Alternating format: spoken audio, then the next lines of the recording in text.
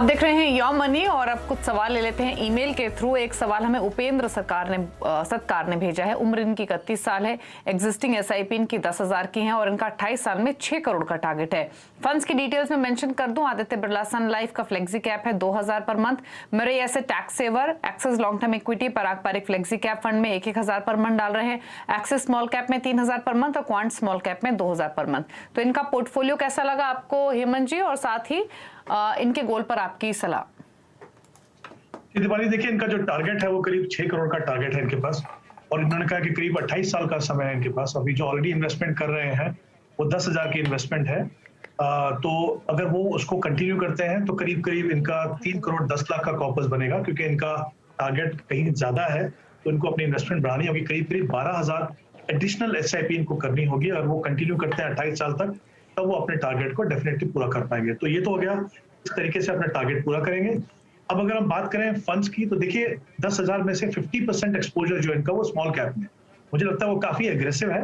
हालांकि small cap का potential बाकी सेगमेंट से ज्यादा होता है, बट हम ये भी जानते हैं कि उसमें काफी वॉलेटिलिटी ज्यादा होती है और किसी भी लॉन्ग टर्म इन्वेस्टमेंट के लिए 50% एक्सपोजर स्मॉल कैप में अच्छा नहीं है। तो मैं चाहूंगा कि वो स्मॉल कैप में सिर्फ 2,000 का एक्सपोजर रखें। एक गैप है इनके पोर्टफोलियो में, इनके पास एक मिड कैप फंड नहीं है।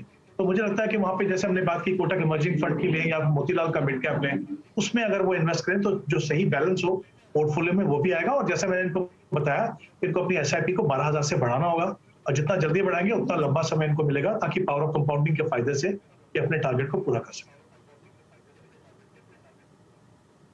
ओके, चलिए एक और ईमेल के थ्रू सवाल ले लेते हैं। बालकृष्ण राव ने भेजा है विशाखापट्टनम से। एग्जिस्टिंग इनका इन्वेस्टमेंट है 60,000 रुपए की एसआईपीस 5 साल तक और निवेश कर सकते हैं। मौजूदा एसआईपीस पर कितना रिटर्न ये एक्सपेक्ट करें 5 साल बाद? पोर्टफोलियो की डिटेल्स क्विकली बता दें। आदित्य बिरला सन Life, DSP small cap, Franklin India flexi cap, ICICI Pru value discovery, SBI blue chip, SBI focused, Axis flexi cap, Mirae asset emerging blue chip. तो यानी टोटल इनके पास 8 फंड्स हैं और 7,500 रुपए एक फंड में डाल रहे हैं।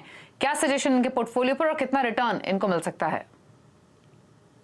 आई थिंक जहां तक पोर्टफोलियो का सवाल है, ब्रॉडली 2 चीजें अच्छी हैं यहाँ पे। एक तो ओवरऑल मैं कहूंगा कि फंड ठीक है, उसमें 1-2 चेंजेस हैं, मैं बताऊंगा किस तरह के चेंजेस इनको करने चाहिए। बट एक अच्छी चीज मैंने देखी इनके पोर्टफोलियो में कि इन्होंने इन्वेस्टमेंट शुरू की थी 5,000 रुपए से और बाद में अपनी इन्वेस्टमेंट को उन्होंने बढ़ाया 7,500 किया है। आई थिंक ये बिल्कुल सही तरीका है। काफी बार हम क्या करते हैं, एसआईपी शुरू करते हैं फिर अमाउंट बढ़ाते नहीं है, रिस्पेक्टिव ऑफ द फैक्ट कि हमारी इनकम बढ़ती है लेकिन हम उसको बढ़ाते नहीं। तो आई थिंक जब आप स्टेप अप एसआईपी करते हैं या एसआईपी का अमाउंट बढ़ाते हैं तो आपको एक बड़ा कॉर्पस मिलता है, जो एक काफी अच्छी चीज है। मुझे लगता है हर इन्वेस्टर को फॉलो करनी चाहिए।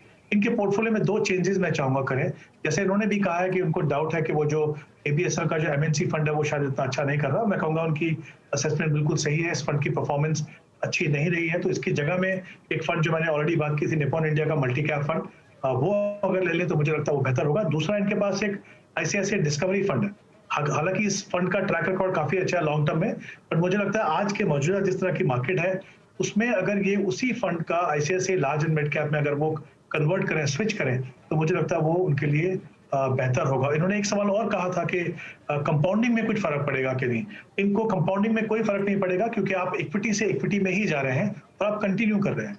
तो बदलाव कीजिए ताकि आप बेहतर फंड में जाए, और कंपाउंडिंग का कोई आपको फर्क नहीं पड़ेगा क्योंकि आप इक्विटी में ही बने रहेंगे अपने टाइम होराइजन तक।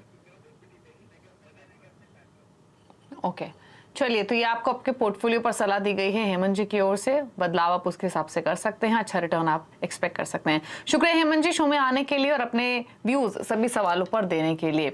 रुक रहे हैं इसी के साथ एक ब्रेक के लिए। ब्रेक में जाते वक्त आप देख सकते हैं वो फंड्स जो हेमंत जी ने पिक किए हैं उन सभी व्यूअर्स के लिए जो पोर्टफोलियो क्रिएट करना चाहते हैं। तो बिगनर्स के लिए कुछ फंड चॉइसेस हेमंत जी की ओर से आपकी स्क्रीन पर हैं। इन पिक्स के साथ आप इन्वेस्टमेंट की शुरुआत कर सकते हैं। इसी के साथ योर मनी में इतना ही। नमस्कार।